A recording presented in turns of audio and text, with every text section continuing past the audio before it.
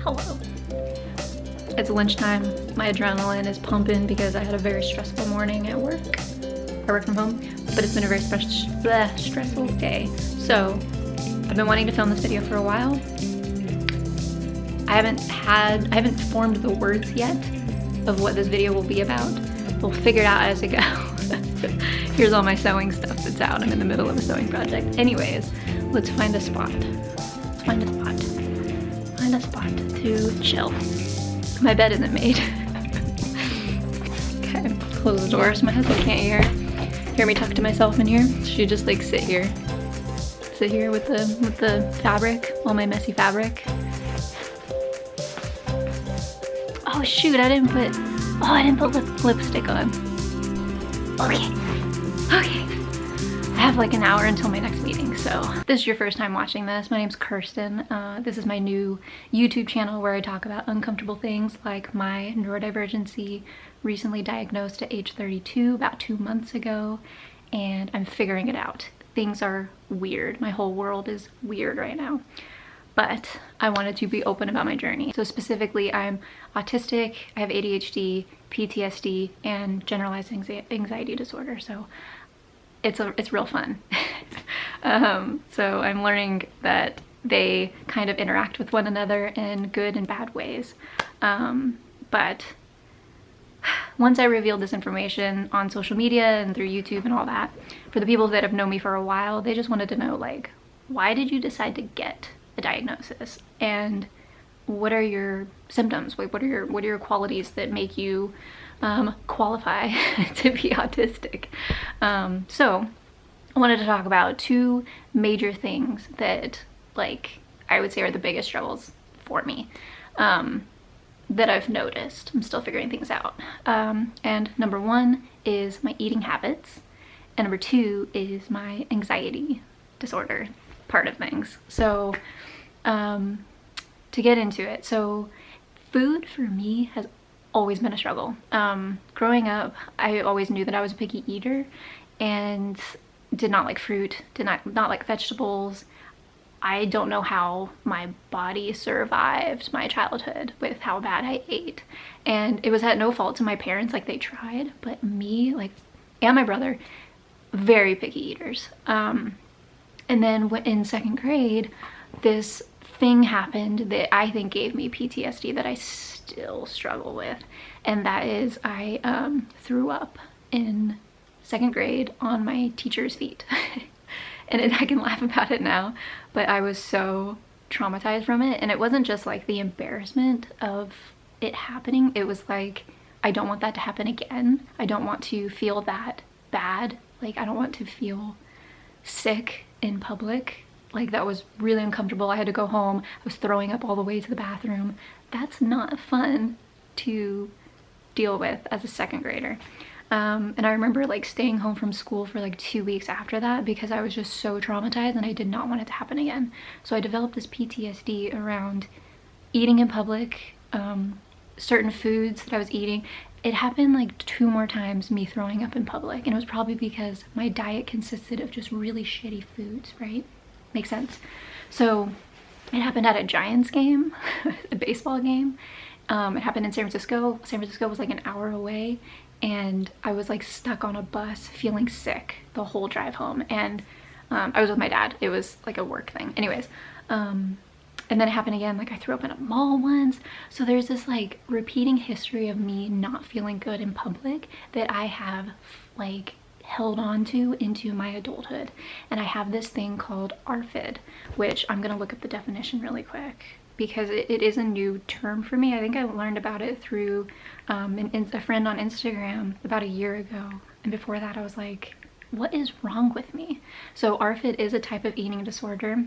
It's called avoidant restrictive food intake disorder. And the symptoms are basically picky eating and a general lack of interest of eating, and you don't feel hungry. You could be turned off by the smell of the smell or the taste of it, the texture of it, the color of it, all that sort of stuff. So for me, eating is not fun for me. I don't like it. I wish I did not have to eat. I know that that is such like a turn off, like, oh my god, a girl that doesn't eat. I think that eating in restaurants is probably my least favorite activity in the entire world. I can't stand it. I always have like backup snacks. Like when I worked in the office, I would always have like the same lunch every day until I got sick of it. Microwave burritos at one point, plain like sandwiches. Eating sucks, and I've gotten bullied over it over the years, and it's really not fun when you don't know what's happening and you can't explain it and people just assume that you're anorexic or bulimic or something. It's really, really, really, really stressful. I can't. So that's the big part of it, is like the food thing, which is very common with autistic people. So that's one part of it. The anxiety, obviously I was diagnosed with also having a generalized anxiety disorder, so it's hard to tell which is the autism, which is the anxiety disorder, and they're probably linked very heavily. So my anxiety has always manifested with stomach aches. Go figure, my fear is having a stomach ache in public, but my stress causes a stomach ache. It's a vicious loop, I gotta tell you.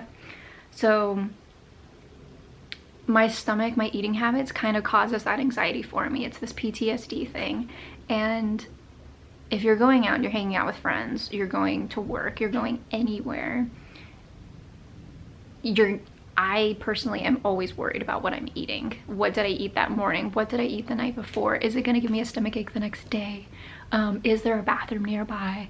I always have to know, like, is there a bathroom? So like making friends when you're dealing with that is really stressful. And I it sounds like such a stupid thing to be like nervous about, but maybe this is like the autistic thing where it's like normal things are really, really hard for me. Normal things that like neurotypical people do not struggle with, I struggle with at a very intense level. So food and anxiety, those are two very big things. There's an unofficial checklist that I found through a bunch of people posting it on TikTok, like everybody saying like, this is a really good checklist, and that's what helped me decide to get a diagnosis. I made this document and I had the checklist in there, and I would basically star all the things that resonated. And I did it like 3 times because there was a lot of things like I didn't really understand, or I had to think about it and be like, oh yeah, wait, actually I did do that. So the first time I did it, I got like 80%. And then the third time around, it was like, oh wait, actually, and then I ended up getting a 95%. So maybe in this next video, I will maybe go down the line and kind of share like my struggles based off of that checklist. And if you're curious about this checklist, like it's free, it's accessible. It's not a diagnostic, like it's not like an official diagnosis, but you can use it as a tool to like influence you with whether you want to get an official diagnosis or not. It's for women in particular because we mask differently. So yeah, there's a lot to say about everything. If you're curious about anything in particular, please feel free to reach out, leave a comment. Would love to hear it. I want to know what you're curious about so I can talk about it in the next video. But I guess this is like the little hint of like my issues. It's really hard to like be vulnerable, so vulnerable that you're like laying all your issues out there for the world to see. So I'm just gonna like tiptoe my way into it and just talk about like the eating habits and anxiety stuff first. But yeah, I'm still a picky eater. I have come a long way. There's a lot of food that I obviously like started eating in adulthood. I was vegetarian for a while because I have that whole like love for animals thing and I didn't want to eat them. But my health has been really weird lately and I've been feeling like lightheaded a lot. So I started eating chicken recently, and that's actually opened up like a lot of food that I can now eat, whereas before it was very restricted because I was picky and everything, like I needed to eat non-meat items, so it was really tricky for me. And I was vegetarian for like 10 years. I don't know how I did it.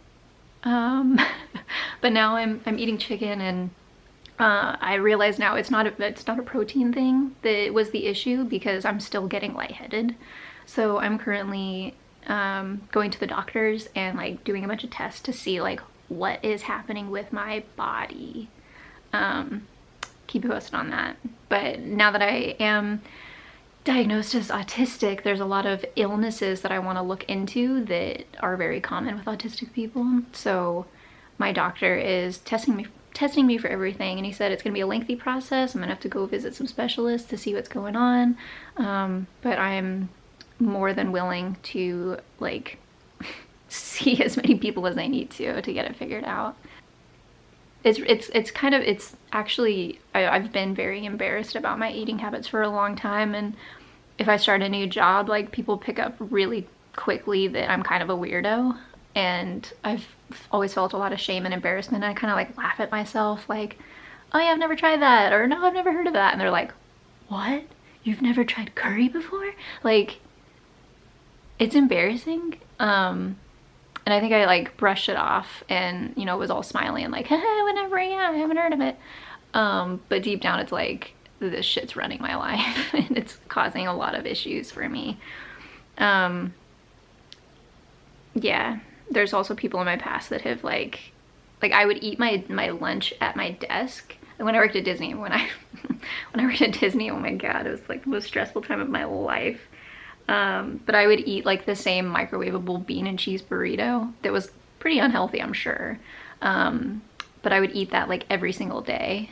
And I don't like eating in front of people that I'm uncomfortable around. And if I ate my lunch ahead of time and then everybody would go downstairs and eat, and I'd be like, oh, okay, I guess I'll go down there and socialize. People would, like one person in particular said like, I'm really uncomfortable that you're watching me eat. And I'm like, this is why I eat by myself. This is why I like isolate.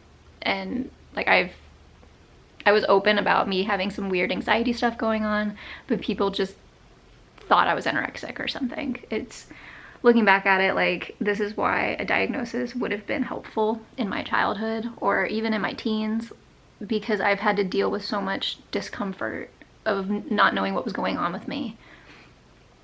And it's just a lot of explaining yourself, and you have your guard up, you know, like, you know, like people openly were making fun of me at previous jobs, like Kirsten and her weird eating habits, like you're Kirsten, like that's really uncomfortable, on top of like dealing with the autism side of things, of like struggling to get ready in the morning, working really hard until the point of burnout, and like the perfectionism. It's like this huge package of just stress on top of eating. Eating is like one of the most important things, and it's one of the most stressful things for me. And you have to eat it. You have to eat multiple times a day. So, yeah, food. Food sucks. Hate food. Yeah. Anybody else struggle? I think a lot of people struggle in silence with this, and feel free to open up. Like, this is a safe space, as safe as it can be. Like, if there's any toxic comments, I'm going to delete them. So feel free to share. You know, message me if you don't want it to be out there. But just know I'm here for you, and this shit sucks, but there's some beauty that comes out of it as well.